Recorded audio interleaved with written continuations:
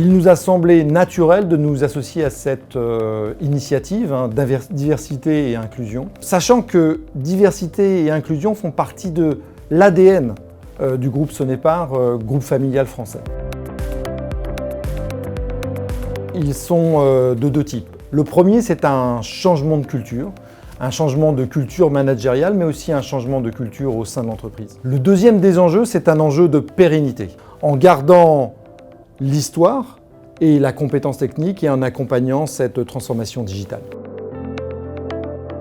Ayant travaillé dans divers endroits autour du globe, j'ai vu deux approches principales. La première qui est très anglo-saxonne, autour de mise en place de quotas, et celle que je préfère, qui est une approche plutôt française, et en tout cas très européenne, autour de la compréhension de ce que diversité et inclusion peuvent apporter.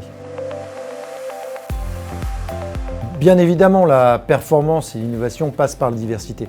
Je me référais en cela à une étude qui a été faite par McKinsey qui montre que les entreprises les plus avancées en termes de diversité et d'inclusion sont celles qui surperforment leur segment de marché. Donc encore une fois, travailler sur la diversité et l'inclusion, c'est s'offrir une porte sur la surperformance.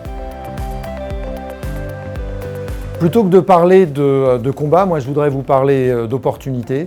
Il y a au sein de Sonepar France et du groupe Sonepar un certain nombre d'opportunités qui sont riches. Encore une fois, nous sommes sur un marché dynamique qui ouvre au travers de la diversité et de l'inclusion d'autres possibilités et d'autres opportunités pour de futurs associés. La diversité est un accélérateur de performance pour nos entreprises et la société. Alors rejoignez le mouvement. Sommet de l'inclusion économique, le 29 novembre. Inscrivez-vous. www.inclusion-économique.com